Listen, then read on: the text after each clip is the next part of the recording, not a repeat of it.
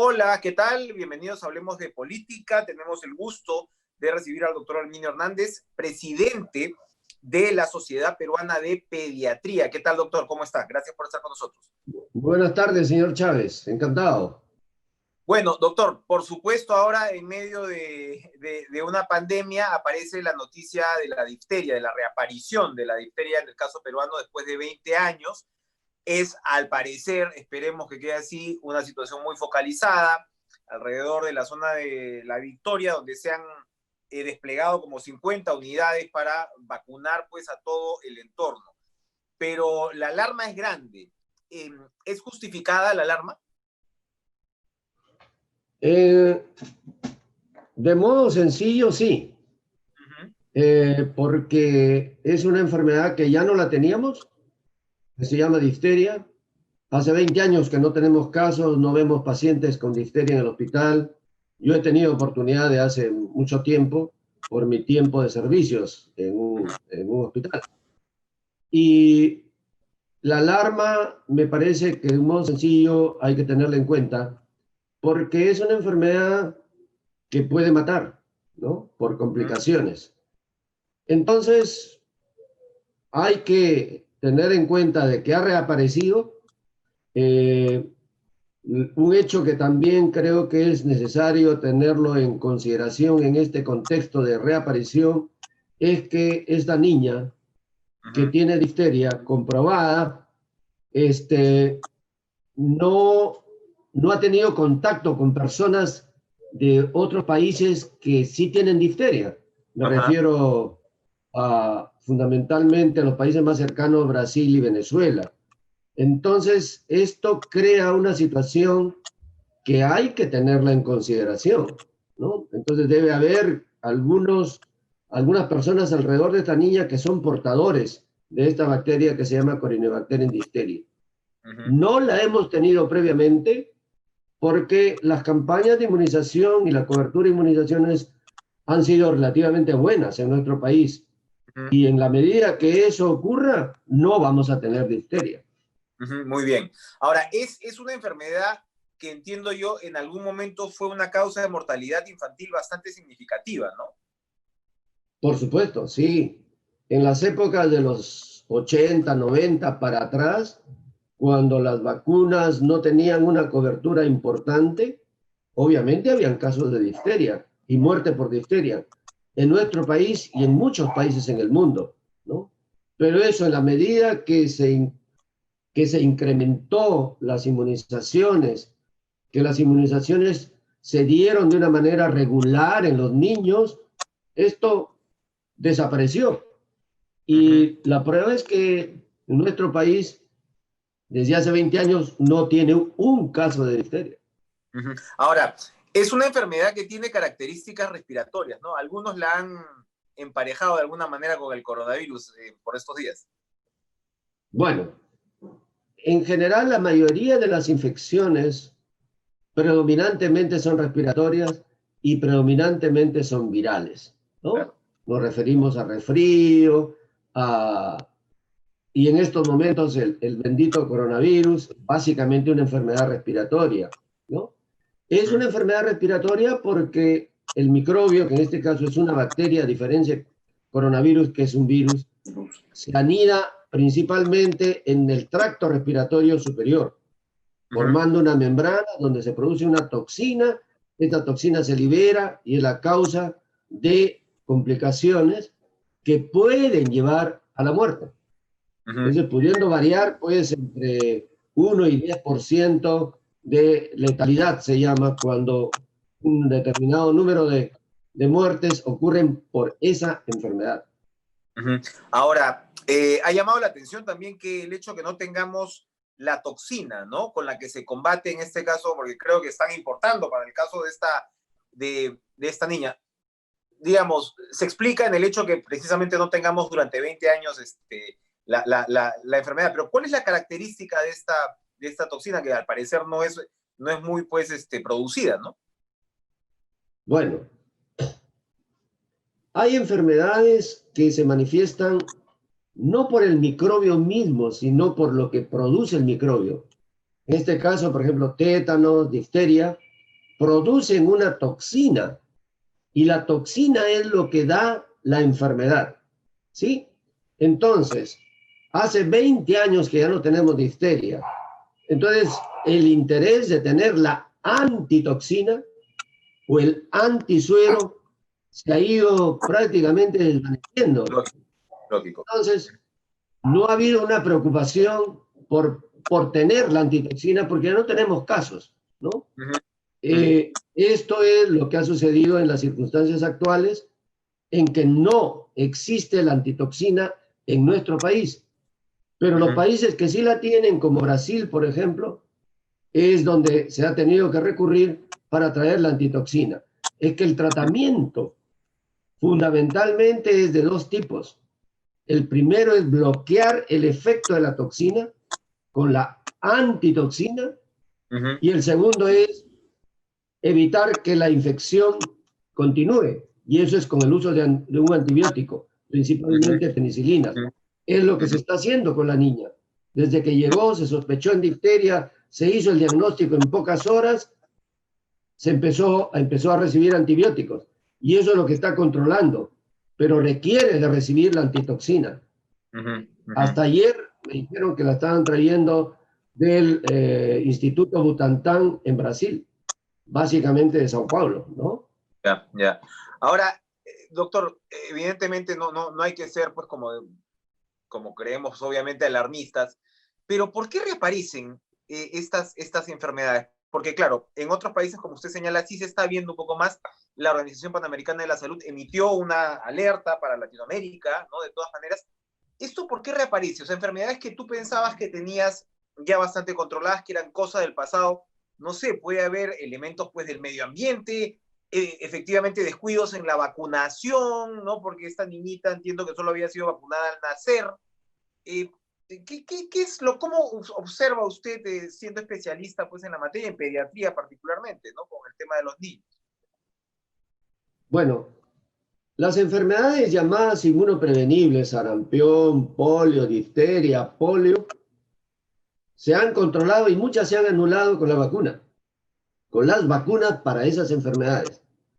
En la medida que un niño o una persona no reciba la vacuna, entonces, en cualquier momento, cuando hay una condición de portador, por ejemplo, porque este es un problema que puede tener que ver con condiciones de portador. ¿Qué significa eso? Significa que alguien tiene la bacteria, pero no produce la enfermedad.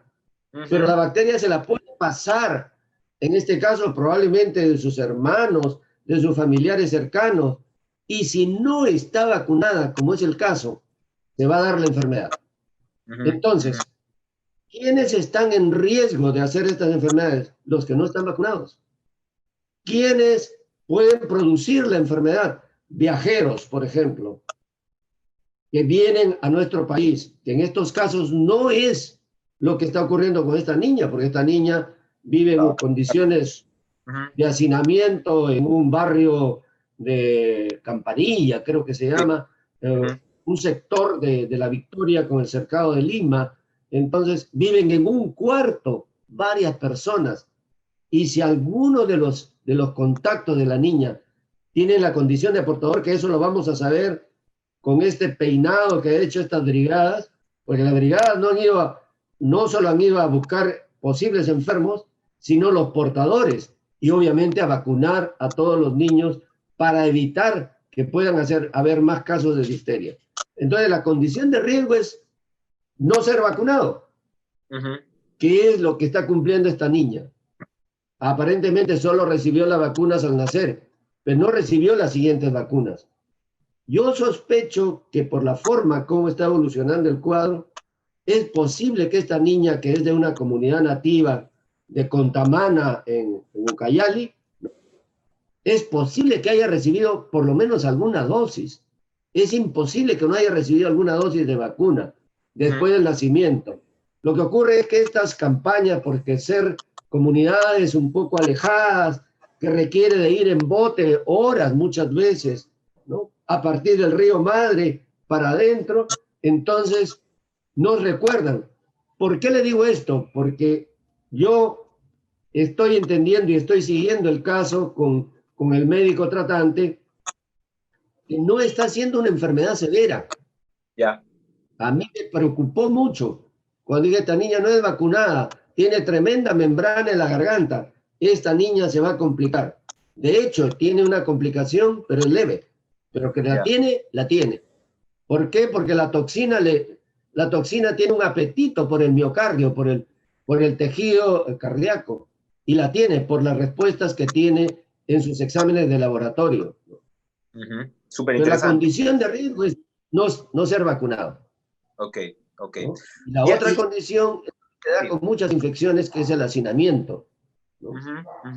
Efectivamente, y el hacinamiento sin duda ha cumplido también un papel lamentable en el caso ahora que estamos viendo de la pandemia. Muchos se preguntaban por qué si el Perú toma todas estas medidas, ¿no? Entonces, por un lado, por supuesto, de repente pues la respuesta informal de tener que salir a buscarse el pan día a día es una, pero la del hacinamiento definitivamente es otra, ¿no? Y eso es una Sí. particularidad de nuestro país, ¿no? En este caso, mire, viven creo 8 personas en un cuarto. Claro. Entonces, ¿por qué? Porque las personas que viven en provincias, cuando vienen a Lima, no vienen a vivir en las mejores condiciones, obviamente. Obviamente. Vienen a buscar el padre, creo que trabaja como en Gamarra, pero 8 personas viven en un cuarto. Si alguna de esas personas debe ser, lo más probable es que ahí esté el portador de la bacteria. Y hay que detectarlo porque hay que tratarlo. Hay tratamiento para el estado de portador, que es penicilinas. Ya, perfecto.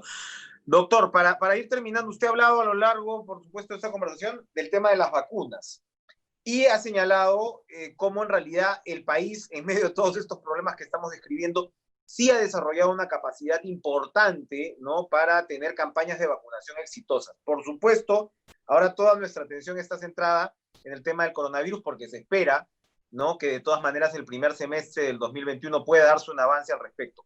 Pero las preocupaciones de muchos especialistas también van por el lado de, oiga, estamos preparados para un desafío logístico tan gigantesco como este. Ya no hablamos ni siquiera de las dosis en sí, que tienen su propia complejidad con la cadena de frío. Muchos especialistas me advierten que esta vacuna de la que se ha comprado, ¿no? Se me va la de Pharmax, requiere una cadena de frío de menos 180 grados, que es algo muy escaso en el país. Es decir, ¿cómo cree usted que el país va a enfrentar una campaña, un operativo, ¿no?, una batalla de vacunación como lo que vamos a tener que tener el próximo año?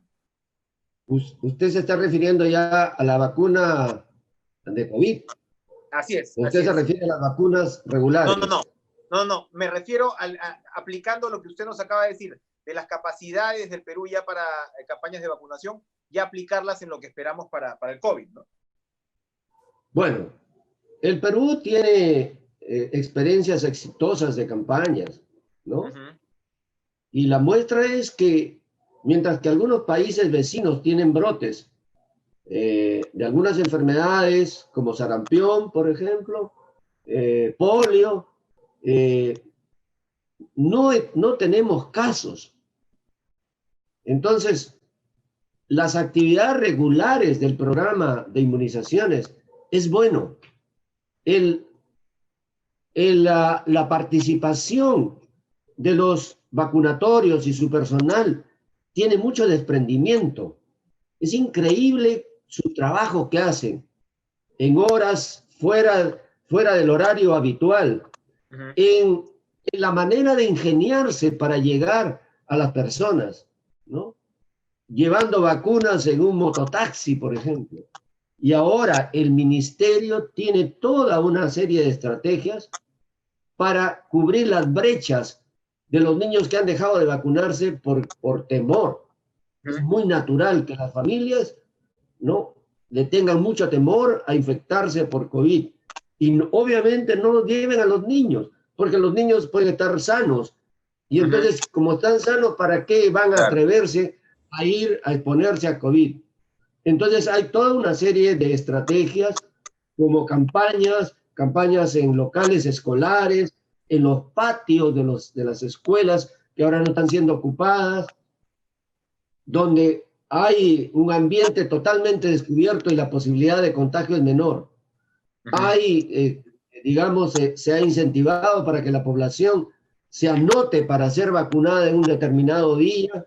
Es decir, hay todo un esfuerzo para disminuir las inmunizaciones que no se aplicaron en todo este periodo de la cuarentena.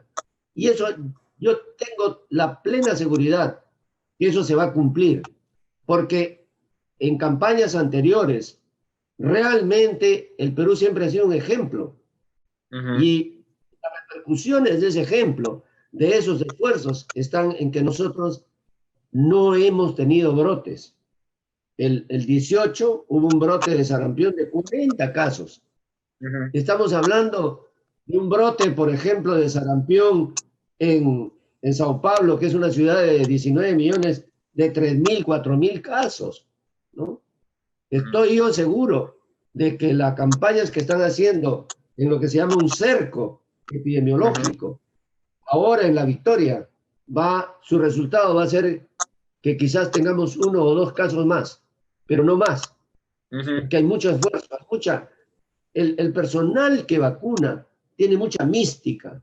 Me refiero al personal de enfermería, a los colaboradores que hay en estas campañas. ¿Por qué? Porque tenemos interiorizado que el vacunar realmente protege y se considera un acto de amor, de protección a nuestros niños y en general a la población. Esto que acaba de decir se conecta con lo que yo quería preguntarle para despedirnos, que es, por suerte, pues en el Perú, efectivamente no hay una cultura de la antivacuna, ¿no? Que muchas veces en otros países, curiosamente, se está desarrollando entre gente educada, entre comillas. No crea, tenemos también grupos antivacunas. No son muy fuertes, pero sí los hay, ¿no? Los grupos antivacunas realmente existen en todas partes y han existido siempre, ¿no? Pero por suerte no son muy fuertes como sí lo son, curiosamente, en países desarrollados. Así es, así es. ¿No? Curiosamente. Y eso ha llevado a que, por ejemplo, enfermedades como sarampión no las tengamos nosotros, pero sí las tienen ellos. Me refiero a brotes de sarampión en Canadá, en Estados Unidos, en Francia, Alemania, en Inglaterra. ¿Por qué? Porque los grupos antivacunas son muy fuertes, ¿no? Perfecto. Doctor Herminio Hernández, gracias por estar con nosotros. Ha sido muy, muy interesante conocer todos estos puntos de vista y esa información además muy útil ahora mismo para la comunidad. Gracias por estar en Hablemos de Política.